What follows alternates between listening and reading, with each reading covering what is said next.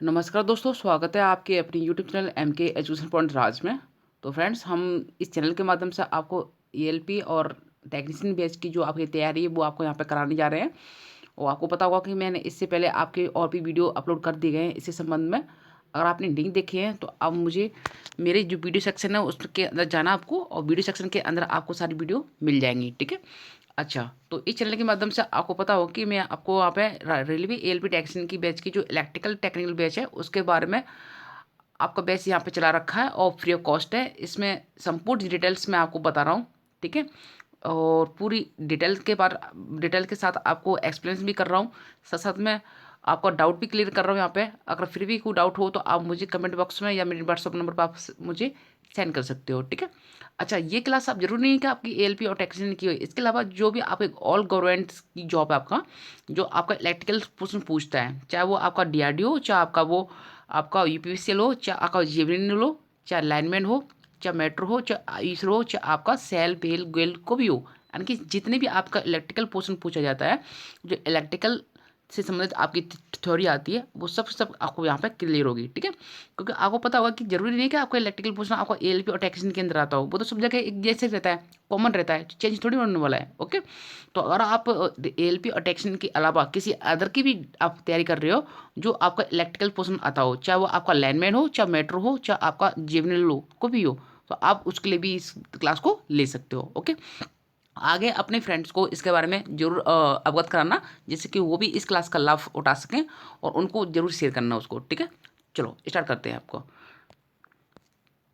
देखो, बात करें आपका क्या है, पहला क्वेश्चन की बात करें, यदि तुल्यकालिक मोटर में आवृत्ति 50 हर्ट्ज और पोल चार चार हो तो तुल्यकालिक गति कितनी होगी। अब देखो क्या पूछा है, तुल्यकालिक गति पूछा है, यानी कि तुल्यकालिक मोटर में। सिंक्रोनस मोटर की बात करें तो सिंक्रोनस मोटर में आपकी जो गति होती है उसको तुल्यकालिक गति बोला जाता है, यानी कि उसके अंदर क्या होता है, आपकी वो एक समान गति से चलती रहती है। इसकी वजह से क्या है, इसकी विशेषता रहती है कि इसकी गति ना तो बढ़ती है ना घटती है, बल्कि एक समान चलती रहती है। इसलिए इसका उपयोग क्या आपका एक समान गति के लिए किया जाता है, और इसका नाम भी क्या रखा है, तुल्यकालिक गति कहते हैं। बात करें इसके तुल्यकालिक गति मोटर का सबसे बड़ा उपयोग किस में किया जाता है आपका, एक तो जो अपना ये उपयोग हो गया समान गति पे चलाने के लिए, एक समान गति चलाने के लिए। दूसरा उपयोग ये होता है, जितनी भी अपनी ट्रांसमिशन लाइन होती हैं, यानी कि पारिस्टर लाइन होती हैं, उसमें शक्ति गुणांक को सुधारने का काम भी करती हैं। ठीक है। यानी कि तुल्यकालिक मोटर जो ट्रांसमिशन होती हैं, पारिस्टर लाइन होती है, उसमें शक्ति गुणांक को सुधारने का, इनका इंप्रूव करने का भी काम करती हैं। बात करें इसकी स्पीड कितनी होती है आपकी तुल्यकालिक गति की, तो इसकी स्पीड का फॉर्मूला आपका एन बराबर आपका 120F/P होता है। ठीक है। अच्छा, एफ यहाँ पे क्या आवृत्ति है और पी यहाँ पे क्या पोल है। अब बस मान तो रखना है, यानी कि एफ का मान कितना रखना है आपको 50 रखना है, और साथ में पी का मान कितना रखना है 4 रखना है। तो रखो इसमें मान कितना आएगा, तो एन बराबर आपका 120 गुणा आपका 50 आपका 4 से कर दे, 4 दिया 12। अब 5 × 30 करेंगे, यानी 50 × 30 करेंगे तो कितना आएगा आपका यहाँ पे, यहाँ आएगा का 1500 RPM। कितना आएगा, 1500 RPM आ गया। तो इसका राइट आंसर क्या है, ऑप्शन ए। ऑप्शन ए इसका राइट आंसर है। ओके। तो आपको है ना, आपको ना इसकी सिंक्रोनस गति का फॉर्मूला आपको पता होना चाहिए, 120F/P। आप इससे संबंधित को भी आपका जो भी आपको कैलकुलेशन है, जो भी आपकी गति पूछना चाहे निकलवा सकते हो। ओके। तो इस फॉर्मूले का आपको ध्यान रखना है। चलो आगे चलते हैं। नेक्स्ट बात करें, यदि पूर्ण भार पर वोल्टेज 100 वोल्ट और बिना भार पर वोल्टेज 120 वोल्टेज हो तो वोल्टेज रेगुलेशन कितना होगा। अब देखो क्या पूछा है इसमें, वोल्टेज रेगुलेशन पूछा है। हमें पता होना चाहिए कि वोल्टेज रेगुलेशन का फॉर्मूला क्या है। तो वोल्टेज रेगुलेशन का फॉर्मूला अपना क्या रहता है, VNL माइनस VFL बट्टे VFL इंटू 100, ये होता है आपका। ठीक है। तो देखो VNL का मतलब क्या है, नो लोड पर वोल्टेज। ठीक है। अच्छा, VFL का मतलब क्या है, फुल लोड पर वोल्टेज। अब करना क्या है, नो लोड पर, यानी कि VNL का, यानी कि नो लोड पर वोल्टेज कितना आपका 120 वोल्टेज है। ठीक है। अच्छा, VFL का मान कितना आपका 100 वोल्टेज है। मैं बात करूँ आपको, यानी कि VNL का मान आपका क्या है 120 है ना, और VFL का मान कितना आपका 100 वोल्ट है। ये तो है, लेकिन नो लोड पर वोल्टेज कितना आपका 120 वोल्ट है, और फुल लोड पर कितना आपका 100 वोल्टेज है। बस अब मानित रखना है तो रख दो इसमें से। और किस पर बोले, VR बराबर, यानी कि वोल्टेज रेगुलेशन बराबर VNL माइनस VFL बटे VFL इंटू 100 इसमें रखना है, तो रख दो उसमें से। तो वी आर बराबर आपका 120 माइनस 100 बट्टी आपका 100 इंटू आपका 100, ठीक है। 100 से 100 मैंने कैंसिल कर दिया आपको यहाँ पे, ठीक है।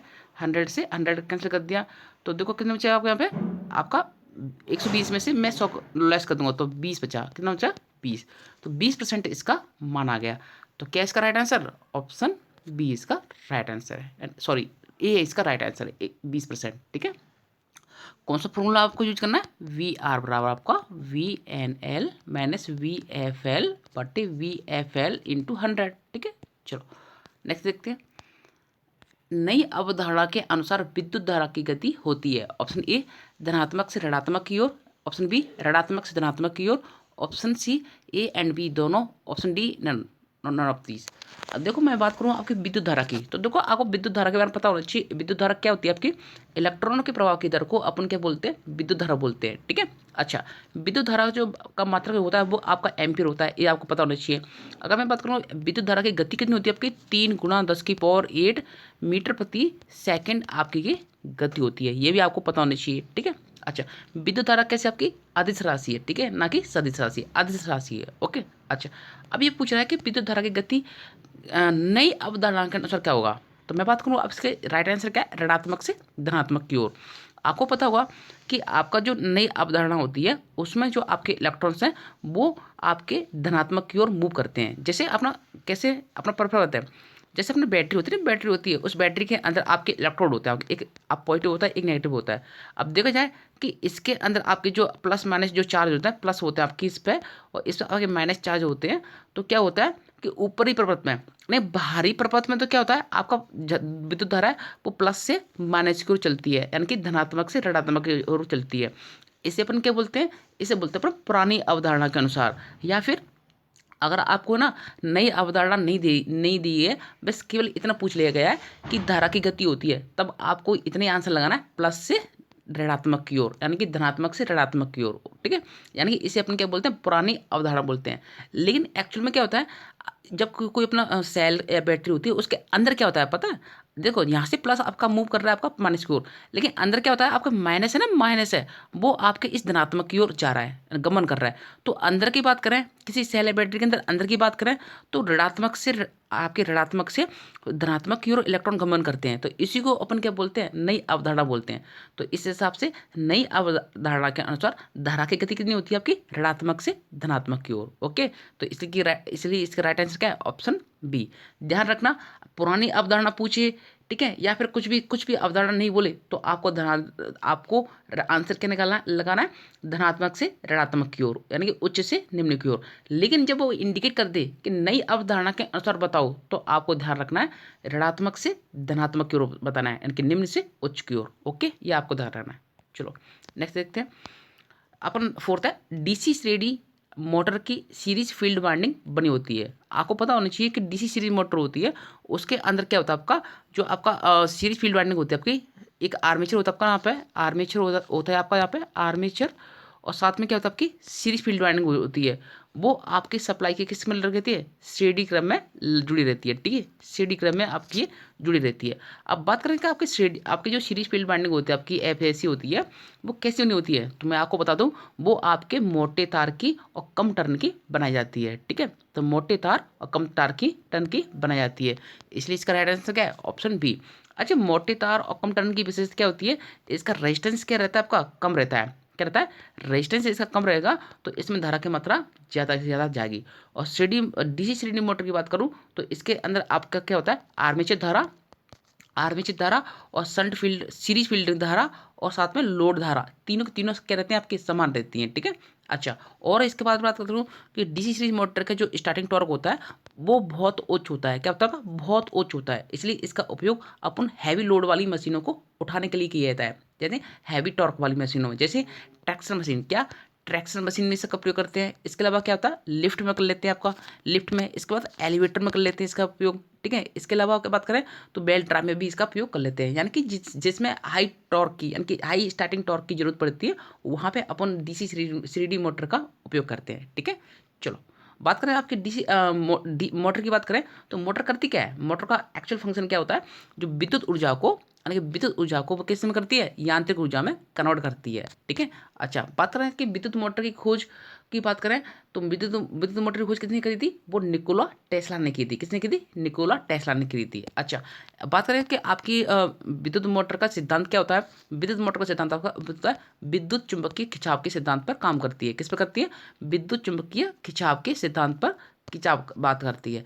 अच्छा फ्लेमिंग की बात करें तो विद्युत मोटर फ्लेमिंग की किस हस्त पर काम करती है, तो ध्यान रखना वो हमेशा किस पर करेगी, वाम हस्त नियम पर। किसके, फ्लेमिंग के वाम हस्त नियम पर काम करेगी।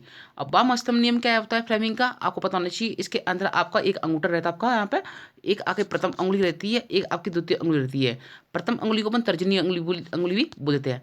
अंगूठा क्या बताता है, आपका चालक की दिशा बताएगा। ठीक है, रोटेशन की दिशा बताएगा। प्रथम अंगुली क्या बताएगी, आपकी चुंबकीय क्षेत्र की दिशा बताएगी। और आपकी मध्यमा अंगुली क्या बताएगी, आपकी वो आपकी प्रेरित विद्युत धारा की दिशा को बताती है। ये आपका फ्लेमिंग के वाम हस्त का नियम है। ध्यान रखना फ्लेमिंग का दाएं हस्त नियम क्या बताएगा, वो जनरेटर की दिशा को बताता है, जनरेटर लिखा आता है। और जब वाम हस्त पूछ ले तो आपको मोटर की बात करेगा। ठीक है, चलो आगे देखते हैं। कंप्यूटर किस भाषा को समझता है, ऑप्शन ए मशीनी भाषा, ऑप्शन बी जावा भाषा, ऑप्शन सी फोर्ट्रॉन भाषा, ऑप्शन डी असेंबली भाषा। तो ध्यान रखना इसका राइट आंसर क्या है, ऑप्शन ए मशीनी भाषा को। कंप्यूटर हमेशा मशीनी भाषा को ही समझता है। ठीक है, इसके अलावा कोई भी भाषा को ये एक्सेप्ट नहीं करता। बस फर्क पड़ता है कि इसके बीच में क्या है, आपका एक क्या कहते हैं बीच में मीडिएटर लगा रहता है, यानी कि कंपाइलर लगा रहता है। ठीक है, जो क्या करता है एक लैंग्वेज को मशीनी लैंग्वेज में चेंज करता है। कोई भी मशीन, कोई भी आपकी लैंग्वेज हो, कोई भी आपका सॉफ्टवेयर हो, वो हमेशा हमेशा क्या करता है, एक इसको ट्रांसलेट करने के लिए, उसके लिए ट्रांसलेट करने के लिए एक अलग से क्या इसमें कंपाइलर जुड़ा रहता है। ठीक है, वो क्या करता है, एक भाषा को दूसरी भाषा में चेंज कर देता है। ठीक है, तो चेंज होने के बाद तब वो आपकी भाषा मशीनी लैंग्वेज में कन्वर्ट होती है, उसके बाद कंप्यूटर समझ सकता है। ठीक है, अच्छा बात करें अपन मशीनी भाषा, तो मशीनी भाषा को अपन क्या बोलते हैं, बाइनरी भाषा बोल देते हैं। क्या बोलते हैं, बाइनरी भाषा बोलते हैं। अब फिर पूछे थे बाइनरी भाषा में बाइनरी भाषा को यानी कि द्वि आधारी भाषा को इसका आधार कितना होता है, बेस कितना होता है, इसका वो बेस होता है, इसका 2 होता है। अच्छा 2 का मतलब क्या है, इसमें 2 ही डिजिट होती हैं। कौन कौन सी होती हैं, मशीन भाषा केवल आपका 0 और 1 को ही एक्सेप्ट करता है, यानी 0 या 1 को ही समझता है। इसके अलावा कोई भी लैंग्वेज जो कोई भी डाटा उसको समझता नहीं है। बस आपको जो भी आपका डाटा या लैंग्वेज आप फीड करते हो तो उसके लिए क्या ट्रांसलेटर करने के लिए एक ट्रांसलेटर होता है, जो बाद में क्या करता है वो 0 1 की फॉर्म में लेके आता है। फिर आपका कंप्यूटर उसको एक्सेप्ट करता है, फिर आपको उसी हिसाब से आउटपुट आपको देता है। ओके, तो इस हिसाब से आपका जो मशीनी लैंग्वेज होती है उसमें 0 और 1 ही आपकी डिजिट आती हैं। इसके अलावा कोई भी डिजिट इसके अंदर नहीं आता, केवल बाइनरी आपकी संख्या होती है। बाइनरी संख्या को अपन क्या बोल देते हैं, मशीनी भाषा बोल देते हैं। ओके, तो कंप्यूटर की जो खोज किसने करी थी, आपको सबको पता होगा, चार्ल्स बेबेज ने करी थी। किसने करी थी, कंप्यूटर की बात करें तो चार्ल्स बेबेज ने इसकी खोज करी थी। ठीक है, चलो आगे चलते हैं। नेक्स्ट अपने यहाँ पे एसी धारा का आरएमएस मान कितना होता है, तो ध्यान रखना इसका आरएमएस मान बात करें। मैं ऑप्शन की बात करूँ इसकी तो क्या है 0.707, option B 0.636, option C 1.11, option D 1.414। तो इसका राइट आंसर क्या है, ऑप्शन ए यानी कि 0.707। तो चाहे वो धारा का आरएमएस मान पूछ ले, चाहे तो वो धारा का आरएमएस मान पूछ ले, चाहे वो आपका वोल्टेज का आरएमएस मान पूछ ले, दोनों का मान सेम रहता है। कितना, 0.07, कितना 0.07 रहता है। ओके, ठीक है, चलो आगे चलते हैं। और अगर मैं बात करूँ आपका एसी धारा की बात करूँ तो एसी धारा आगे आपके, तो एसी धारा क्या होती है आपकी, एसी धारा आपकी होती है वह धारा जो अपने मान व दिशा को समय के साथ बदलती रहती है।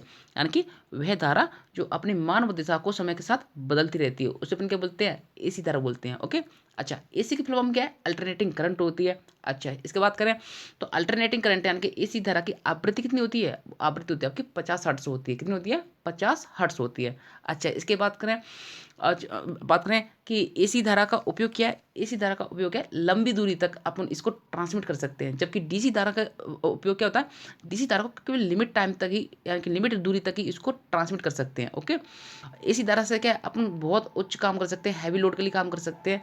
और साथ साथ में क्या है इसका एक जगह से दूसरी जगह पर आप बिजली को पहुंचाना आसान रहता है एसी को। ठीक है, लेकिन डीसी में क्या ये प्रॉब्लम होती है कि एक जगह से दूसरी जगह तक आपको बिजली को ट्रांसमिट करना है तो उसमें थोड़ा सा लॉसेज होते हैं, आपके बहुत लॉसेज होते हैं। उसको ट्रांसमिट करना अपेक्षाकृत कम होता है।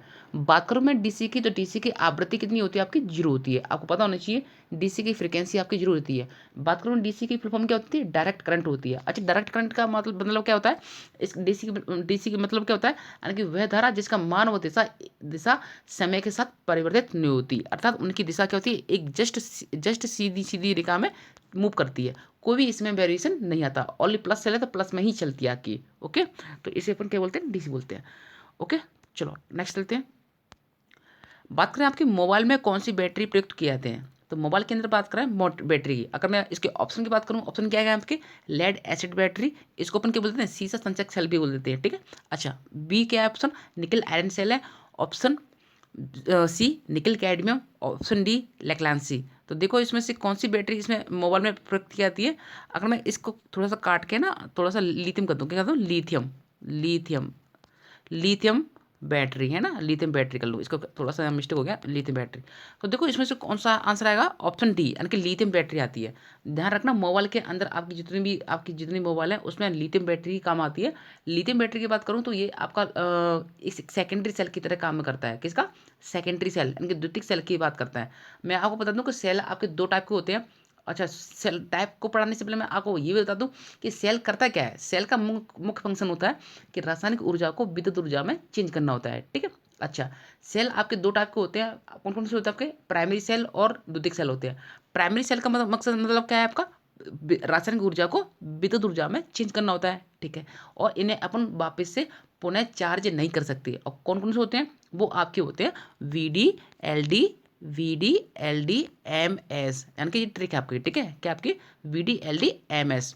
आपको पता होना चाहिए प्राइमरी सेल कौन कौन से होते हैं आपके, प्राइमरी सेल आपके VD LD MS होते हैं। कैसे, V4 voltage cell, D4 Daniell cell, L4 Leclanche cell, और D4 ड्राई सेल यानी कि शुष्क सेल, और M4 मर्करी सेल, और S4 silver oxide cell.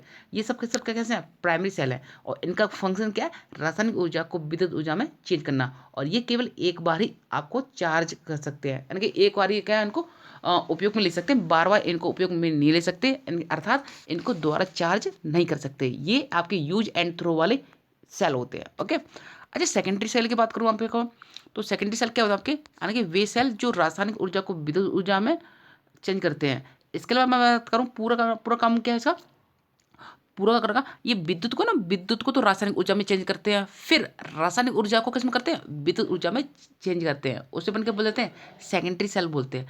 Secondary cell की बात करें तो इनकी विशेषता रहती है कि इनको वापस द्वारा आवेशित यानी कि चार्जिंग किया जा सकता है, इन्हें बार बार उपयोग में लिया जा सकता है। ओके, उन्हें अपन क्या बोलते हैं, द्वितीयक सेल बोल सकते हैं। इनको द्वारा चार्ज किया जा सकता है, इनको द्वारा उपयोग में लिया जा सकता है। और फंक्शन क्या है इनका फंक्शन क्या होता है, पहले ये क्या करते हैं, विद्युत को रासायनिक ऊर्जा में चेंज करते हैं, फिर क्या करते हैं, फिर रासायनिक ऊर्जा को विद्युत ऊर्जा में चेंज करते हैं। ओके, अच्छा, सेकेंडरी सेल होते कौन कौन से हैं, सेकेंडरी सेल आपके होते हैं जैसे निकिल आयरन सेल हो गया आपका, ठीक है, निकिल कैडमियम सेल हो गया आपका, ठीक है, और क्या, लेड एसिड सेल हो गया, सीसा संचयक सेल हो गया आपका, लिथियम सेल हो गया। ये सब कैसे कैसे हैं आपके सेकेंडरी सेल हैं, ठीक है। अच्छा, तो देखो इसमें से कौन सा सेल काम आता है आपका बैटरी के अंदर, वो आता है लिथियम। तो लिथियम भी क्या है आपका सेकेंडरी सेल है, सेल यानी कि बैटरी आपका। ओके, अच्छा, देखो सेल और बैटरी में कोई अंतर नहीं रहता, सेल बैटरी में कोई अंतर नहीं है। अगर मैं बात करूँ आपका कि अगर बात करूँ मैं आपका, सेल क्या है, सेल आपका ओनली एक प्लेट है आपकी, जैसे प्लस माइनस आपको अपन के बोल देंगे, सेल बोल देंगे। जब एक से अधिक अपन सेल जोड़ दें, आपका एक से अधिक सेल को जोड़ दूँ, तो उनका जो ग्रुप बन जाएगा, उनका जो समूह बन जाएगा, उसे अपन क्या बोलेंगे, बैटरी बोलेंगे, ठीक है। तो बैटरी और सेल में कोई ज़्यादा अंतर नहीं है, अकेला है तो सेल है, और एक से अधिक सेल मिल गए तो क्या बन जाएगी, वो बैटरी बन जाएगी। ओके, अच्छा, मैं बात करूँ आपकी बैटरी की क्षमता अपन किस में देते हैं, एम्पियर हावर में देते हैं, किसमें, एम्पियर हावर में, आपको पता होना चाहिए, ठीक है। बैटरी खोज किसने करी थी, बैटरी खोज आपको वोल्टा ने की थी, ये भी आपको पता होना चाहिए, ठीक है। चलो आगे चलते हैं।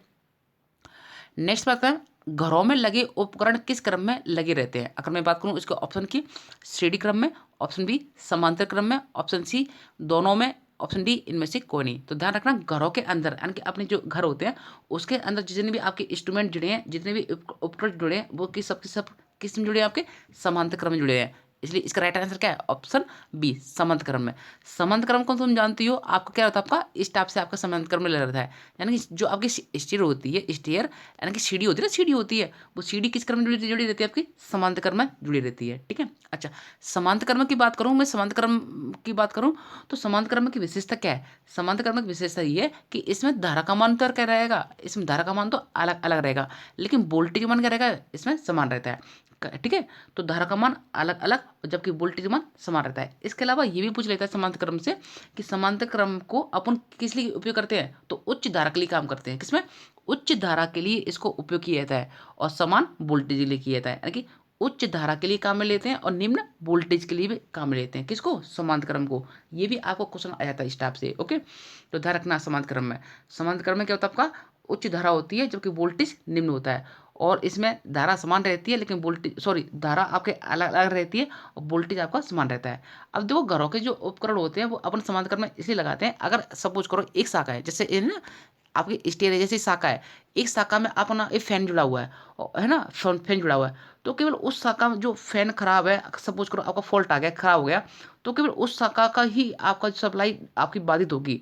इसके अलावा जो भी आपकी सप्लाई जुड़ी हुई है नेक्स्ट आपकी जो भी लाइन से, वो बाधित नहीं होगी, वो आपको रेगुलर चलती रहेगी। ठीक है, जैसे घरों के अंदर आपका एक कमरे का एक बल्ब फ्यूज हो गया, अब ये थोड़ी है कि पंखा भी आपको बंद हो जाएगा, या फिर उससे संबंधित जो भी आपका हीटर है वो बंद हो जाएगा, या इससे संबंधित जो भी आपका टीवी टेलीविजन बंद हो जाएगा, नहीं होती ना, केवल वही बंद होगा। कौन? फ्यूज, आपका बल्ब खराब है तो केवल बल्ब ही खराब होगा, ऐसे थोड़ी कि सारे हो जाएंगे। ओके, इसका ये फायदा रहता है कि जिस शाखा में तार में जो फॉल्ट आया वही फॉल्ट होगा, उसके अलावा बाकी के उपकरण वो आपके सुचारू रूप से चलते रहते हैं। ओके, ये इसका फायदा रहता है। जबकि श्रेणी क्रम में क्या होता है पता है? श्रेणी क्रम में ये होता है कि उसका उल्टा होता है। अगर श्रेणी क्रम में क्या, अगर एक फॉल्ट आ गया तो उसके पीछे जितने भी आपके उपकरण जुड़े हैं सब के सब क्या होंगे? बंद हो जाएंगे, बंद हो जाएंगे। वो आपको पता होना चाहिए कि श्रेणी क्रम होती कैसी है। जैसे अपनी ट्रेन होती है, ट्रेन के जो डिब्बे होते हैं वो सबके सब किस क्रम में जुड़े रहते हैं? आपके आपके ट्रेन के डिब्बे आपके सबके सब किस में? श्रेणी क्रम में जुड़े रहते हैं, आपको पता होना चाहिए। ठीक है, अच्छा, श्रेणी क्रम की बात करूं मैं आपको यहाँ पे, तो श्रेणी क्रम में क्या होता है? आपका धारा का मान तो क्या रहेगा? धारा का मान तो आपका क्या रहेगा? समान रहता है। ठीक है, अच्छा, बात करें वोल्टेज मान, तो वोल्टेज मान रहेगा इसका, वोल्टेज मान रहता है आपका अलग अलग रहता है। तो श्रेणी क्रम में धारा का मान समान और वोल्टेज मान अलग अलग। और बात करें कि घुमा के कैसे पूछ सकता है कि श्रेणी क्रम को अपन किसके लिए उपयोग में लेते हैं? तो उच्च वोल्टेज के लिए लेते हैं। किसमें? उच्च वोल्टेज के लिए लेते हैं, और निम्न धारा के लिए इसको उपयोग में लेते हैं। तो ये किस में आता है? श्रेणी क्रम में आता है। ठीक है, अच्छा, श्रेणी क्रम को अपने घरों की जो लाइट होती है वो श्रेणी क्रम में नहीं लगाती, ध्यान रखना। क्यों नहीं लगाते पता है? लगाते इसलिए नहीं है कि सपोज करो जैसे घर की सप्लाई है, आपकी जो मीटर है, आपका घर के अंदर जो मीटर लगा रहता है, उस मीटर में अगर फॉल्ट आ गया ना, तो क्या होता है? उस मीटर का में फॉल्ट आ गया तो उससे जुड़ी पीछे की जो सप्लाई है, यानी कि उसके बाद में जितने भी उपकरण जुड़े हैं सब के सब क्या होंगे? ठप हो जाएंगे, बंद हो जाएंगे। यानी कि फॉल्ट तो आपका एक में आया और उसका जो नुकसान सबको भी झेलना पड़ता है। यानी कि उसके बाद क्या है? सारी सारी लाइट आपकी चली जाएगी, गुल हो जाएगी, तो जब तक उसको फॉल्ट को सॉल्व नहीं किया जाए। जबकि समांतर में ऐसा नहीं होता। समांतर में ये है कि एक में फॉल्ट आएगा तो केवल उसी को फॉल्ट में आएगा, बाकी के आपको चलते रहेंगे। ठीक है, जबकि श्रेणी क्रम में क्या होता है कि एक फॉल्ट अगर आ गया तो उसके बाद के जितने भी उपकरण जुड़े वो सब सब बंद हो जाए, तो ये इसका क्या नुकसान होता है। ओके, चलो, बात करें आपकी जो रेजिस्टेंस की बात करूँ आपको, तो रेजिस्टेंस को आपको पता चाहिए कि रेजिस्टेंस को अपन आर से डिनोट करते हैं। रेजिस्टेंस का मात्रक आपका क्या रहता है? आपका ओम रहता है, और ये काम क्या करता है? आपके धारा के मार्ग में रुकावट पैदा करता है। ओके, चलो आगे चलते हैं। नेक्स्ट आपका संट मोटर का फ्लक्स शून्य होने पर उसकी गति होगी। अब देखो, मैं बात करूँ आपको संट मोटर, तो वो संट मोटर में क्या होता है पता है? आपके संट फील्ड वेल्डिंग होती है, वो आर्मेचर के समांतर क्रम में लगी रहती है, ये आपको पता होना चाहिए। ठीक है, इसलिए तो इसको क्या बोलते हैं? संट बोलते हैं। संट बेसिक रूप से क्या है चीज़ है? संट बात करूँ तो एक निम्न मान का प्रतिरोध होता है, और क्या होता है? वो हमेशा समांतर क्रम में लगा रहता है किसी उपकरण के। ठीक है, तो ये भी अपना आपकी संट फील्ड वाइंडिंग है, ये भी अपने समांतर क्रम में जुड़ी हुई है। ठीक है, अच्छा, मैं बात करूँ आपका संट फील्ड वाइंडिंग की बात करूँ आपका, यानी कि संट फील्ड को अपन एफ एस जैसे डिनोट करते हैं। इसकी बात करूँ तो इसकी विशेषता क्या है? इसकी विशेषता ये है कि ये आपके पतले तार की बनाई जाती है, और पतले तार के साथ साथ में अधिक टर्न की बनाई जाती है। अच्छा, पतले तार और अधिक टर्न की बनाने से क्या होता है? इसका रेजिस्टेंस का मान सबसे उच्च रहता है, ये आपको पता होना चाहिए। ठीक है, अच्छा, बात करें कि इसकी संट फ्लक्स शून्य होने पर, यानी कि फ्लक्स मान शून्य होने पर इसकी गति कितनी होगी? तो देखो, अपना क्या होता है? आप जो आपका इसकी गति होती है वो आपकी शंट मोटर की, वो एन बराबर ई बी अपॉन फाइव होता है आपका, ठीक है। अच्छा, एन क्या आपका, ये आपकी गति होगी, ई बी क्या आपके बैक ई में हो गया, फाइव क्या आपका फ्लक्स हो गया। अगर फ्लक्स का मान मैं जीरो रख दूँ, यानी कि इसका मान मैं आपको जीरो रख दूँ, तो क्या होगा, ई बी अपॉन जीरो, यानी कि एन बराबर आपका ई बी अपॉन जीरो करूँगा। अब मैं जीरो को भाग किसी में दूँ तो क्या आएगा, अनंत आएगा ना, क्या आएगा, अनंत आएगा। तो इस हिसाब से क्या है, इसकी मोटर की गति कितनी होगी, आपके अनंत होगी। ये आपके एग्जाम में आ चुका है, ठीक है।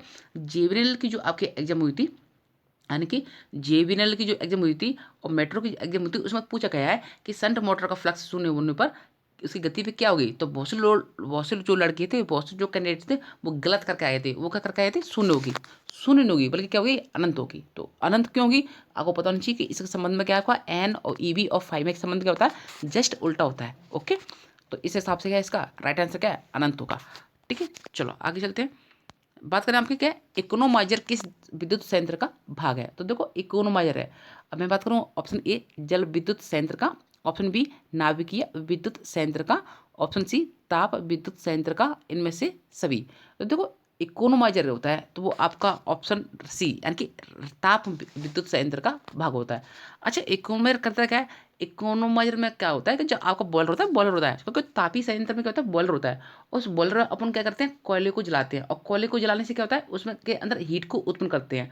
अच्छा, फिर क्या होता है, उस हीट से अपन क्या करते हैं, उसके चारों तरफ क्या होती है, आपकी जल की नलिका लगी रहती हैं। अच्छा, फिर क्या होता है, अच्छा वो जल की नलिका क्या होती है, इस हीट को अपने हीट को लेके गर्म होती हैं, और गर्म होने से पानी को गर्म करती हैं। अच्छा, फिर क्या होगा, पानी को गर्म करने के बाद क्या होता है, भाप को तो वो एक अलग से अपना एक बाल्ब आता है, उस बाल्ब के माध्यम में क्या होता है कि उसमें दो आपके रास्ते होते हैं। भाप को तो वो अलग कर लेगा, है ना, और पानी को अलग कर लेगा, अलग कर लेगा। अच्छा, फिर क्या होगा, फिर जो भाप को उसने अलग करी थी, उस भाप को ले जाके वो क्या कर ले जाता है, टरबाइन पे ले जाता है, किस पे, भाप टरबाइन पे ले जाता है। फिर क्या होता है, उस उस भाप से वो प्रेशर से उस टरबाइन को के अंदर डाला जाता है, और टरबाइन क्या आपकी चलती है। अच्छा, फिर क्या होगा, टरबाइन के चलने से क्या होता है, जब उसकी शाफ्ट भी घूमती है। अच्छा, फिर क्या होगा, उसके शाफ्ट से अपन क्या लगाते हैं, एक कपलिंग लगाते हैं, क्या लगाते हैं, कपलिंग, अपन देसी भाषा में क्या बोलते हैं, जॉइंट बोलते हैं, जॉइंट लगाते हैं। अच्छा, उस जॉइंट से क्या होगा, उस जॉइंट से अपन किसको जोड़ देते हैं, अल्टरनेटर को जोड़ते हैं। अच्छा, फिर क्या होगा, जो अल्टरनेटर घूमेगा तो क्या करेगा भाई, सीधी सी बात है, अल्टरनेटर आपका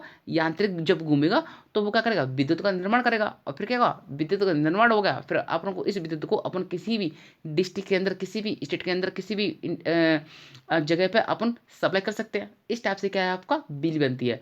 बात अपन सोचते हैं कि कोयले से बिजली बन रही है, एक्चुअली कोयले से नहीं बनती। कोयले का यूज तो केवल पानी को गर्म करने के लिए किया जाता है, और उस भाप को, जो भाप बनती है, उस भाप से टरबाइन को चलाते हैं, और टरबाइन से फिर अल्टरनेटर को चलाते हैं, और अल्टरनेटर से आपको ऑटोमेटिक क्या बनता है, वोल्टेज बनता है, ठीक है। अच्छा, इकोनोमीटर क्या करता है, अब देखो होता क्या है, इसके अंदर आपका ताप विद्युत संयंत्र होता है, उसके अंदर आपका बॉयलर होगा। अब बॉयलर के अंदर आपका कोयला जलेगा, और कोयला जलेगा तो उसमें जो गैसें निकलेगी ना, क्या कोयला जलेगा तो उसमें से गैसें निकलेंगी, कुछ आपके धुआं धक्कड़ भी निकलेगा। अब वो क्या होता है कि एक पाइप के माध्यम से बाहर जाता है। अच्छा, और फिर क्या, वो पाइप के माध्यम से बाहर जाता है, फिर एक चिमनी होती है, क्या होती है, चिमनी होती है, उस चिमनी के अंदर पहुंचेगी। अच्छा, फिर क्या होगा, उस चिमनी के अंदर पहुंचेगा, फिर वो आपका धुआं, आपका जो आपकी वातावरण है, जो उसके अंदर इसको निकाल दिया जाएगा। अब देखो, जो आपकी गैस होती हैं, तो गैस आपके रास्ते से होकर निकलती हैं, तो इकोनोमाइजर क्या करता है, इस गैसों में से क्या है, उसकी हीट होती है, क्या होती है, गैस जो आपकी फ्यूल गैस होती हैं, जो आपकी कोयले को जला के निकल रही होती हैं आपके बाहर की तरफ, तो क्या करता है, वो उन गैसों को आपका कर लेगा, कैचअप कर लेता है, पकड़ लेता है। पकड़ने का मतलब है, उनके अंदर जो आपकी हीट होती है, उस हीट को तो अपने ऑब्जर्व कर लेगा, यानी कि इनकी हीट को अपने ऊपर ले लेगा, और फिर इस हीट से क्या करता है, जो नीचे से पानी आता है अपना, कहाँ से, आपका वहाँ से आता है, प्री हीटर के माध्यम से आता है, या नीचे से अपना जो अपने से प्लांट से पानी आता है, उस पानी को गर्म करने के लिए काम में लेता है वो, ठीक है। यानी कि इकोनोमाइजर का काम क्या है, बॉयलर से निकलने वाली गर्म गैस है या दग्ध गैसों से ऊष्मा को एब्जॉर्ब करके, ऊष्मा को लेके, और उस ऊष्मा से फीड होने वाले जल को गर्म करने के लिए किया जाता है। यानी कि सीधी सी बात है, अपनी जो गैस निकलती हैं उनमें से ऊष्मा को निकाल लेगा, और बचा कुचा जो भी आपका कचरा पचड़ा है उनको बाहर फेंक देगा, और फिर वो कचरा कचरा धुआं धक्कड़ कहाँ निकलेगा, आपका चिमनी के माध्यम से बाहर निकल जाएगा। ओके, ये अपना इकोनोमाइजर का काम होता है, ठीक है, ध्यान रखना।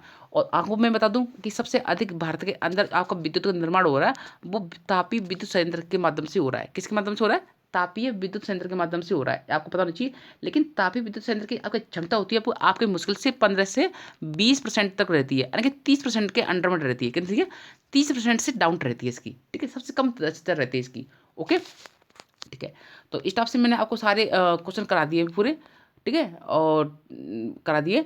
इसके अलावा और भी कुछ आपका डाउट रहता है, कुछ क्वेरीज रहती है, अगर आपके समझ में नहीं आई है, ये हो सकता है कि मैंने आपको कुछ ऐसे स्पीड में बता दिया जो आपके समझ में नहीं आया, तो मुझे आप कमेंट कर सकते हो, साथ में मुझे पूछ सकते हो। ओके, तो आज की वीडियो में इतना ही है। और हाँ फ्रेंड्स, इस वीडियो को जरूर अपने फ्रेंड्स के साथ शेयर करना, जैसे कि उनको भी ये टेक्निकल क्लास आपको फ्री में मिल सके और अपने तैयारी को मजबूत कर सके। ठीक है फ्रेंड्स, तो फिर मिलते हैं किसी नई वीडियो से, तब तक के लिए बाय।